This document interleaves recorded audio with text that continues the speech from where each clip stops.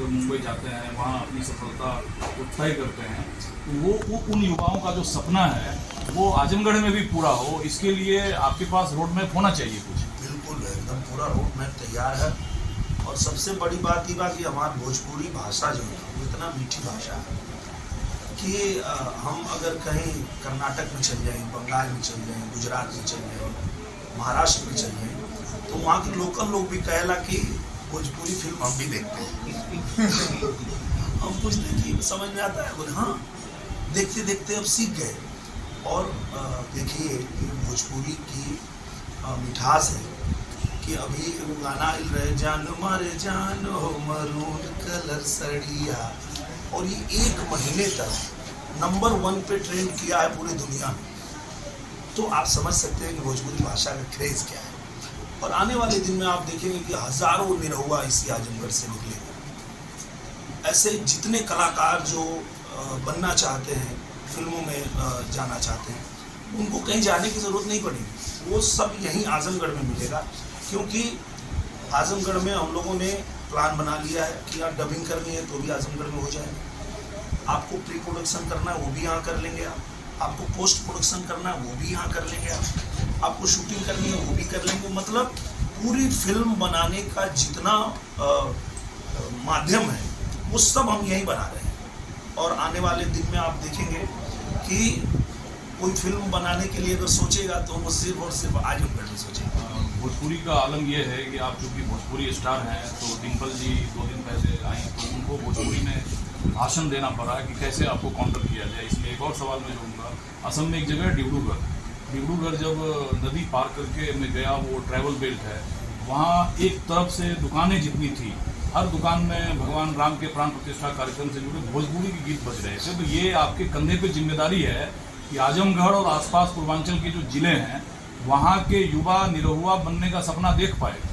बिल्कुल, और वो सपना साकार हो रहा है। क्योंकि हमारे पूज्य योगी आदित्यनाथ महाराज जी से जब हम लोगों ने मांग रखी तो उन्होंने आजमगढ़ में ही संगीत विद्यालय बना दिया है, जहाँ नृत्य की शिक्षा, जहाँ गायन की शिक्षा, वादन की शिक्षा, सारी शिक्षा यहीं मिल रही है, आजमगढ़ में मिल रही है। एक समय था जब समाजवादी पार्टी को मौका दिया था लंबे समय तक आजमगढ़ में, तो उन लोगों ने इसको आतंक का गढ़ बना दिया था। यहाँ माफियाओं को सह देते थे, गुंडों को सह देते थे। पर जब से हम लोग आए हैं, हम लोगों ने यहाँ विश्वविद्यालय बनवा दिया, यहाँ अटल आवासीय विद्यालय बनवा दिया, यहाँ पे रिंग रोड बन रहा है, अंतर्राष्ट्रीय हवाई अड्डा बन रहा है, नया रेलवे स्टेशन बन रहा है, बड़ी बड़ी ट्रेनें यहाँ से शुरू होंगी। तो कहने का मतलब ये है कि आजमगढ़ एक ऐसा हब बनने जा रहा है जहाँ आसपास के हमारे पूर्वांचल के जितने कलाकार हैं उनको कहीं नहीं भागना पड़ेगा, सबको यही काम मिलेगा, सबको यही रोजगार मिलेगा और सब यही फिल्में करेंगे। 2 उम्मीदवार मुख्य तौर पर हैं, एक तरफ धर्मेंद्र यादव जी हैं, दूसरी तरफ आप हैं। दोनों में फर्क क्या है जो जनता इस फर्क को समझे और चुने? दोनों में एक ही फर्क है कि हार के भी मैं यहीं खड़ा था, जीत के भी साधारण है। और सब लोग कहने लगे हैं कि जनप्रतिनिधि कैसा हो, निरहुआ उसका उदाहरण है। हम लोग हारते हैं तो भी यहाँ रहते हैं, जीतते हैं तो भी यहाँ रह के काम करते हैं। और वो अगर जीते तो भी भाग जाते हैं, हारे तो भी भाग जाते हैं, तो वो भगोड़े, यही फर्क है। सिर्फ आप अपनी सीट पर केंद्रित हैं या पूर्वांचल की जो 14 सीटों पर चुनाव है उस सब पर भी आप चुनाव प्रचार किया, वहाँ आपको कैसा लगा बीजेपी का माहौल? बहुत अच्छा माहौल है। और अभी तो आज हमारे यहाँ चुनाव प्रचार जैसे खत्म होगा, बाकी सीटों पर फिर हम लग जाएंगे जहाँ 1 तारीख को चुनाव है। और हम देख रहे हैं कि जनता में उत्साह इतना है कि हम कहीं भी जा रहे हैं तो आजकल लोग नमस्ते नहीं कर रहे, बोले जय श्री राम। ये मतलब माहौल बदला है देश में। हर व्यक्ति जो है वो राममय हो गया है। और आप देखेंगे कि जो राम को लाए हैं हम उनको लाएंगे। ये जो बात कह रही है जनता, ये पूरी तरह से सत्य होने वाली है। और जनता ये भी कह रही है कि हम भी बूथ पे जाएंगे, कमल का बटन दबाएंगे और 400 सीट जीतकर 24 में फिर मोदी ही आएंगे। तो हीरो तो बड़ा सोफिस्टिकेटेड हो जाता है, लोगों के बीच रहना नहीं चाहते हैं, अनकम्फर्टेबल हो जाते हैं, उनको गर्मी बर्दाश्त नहीं होती।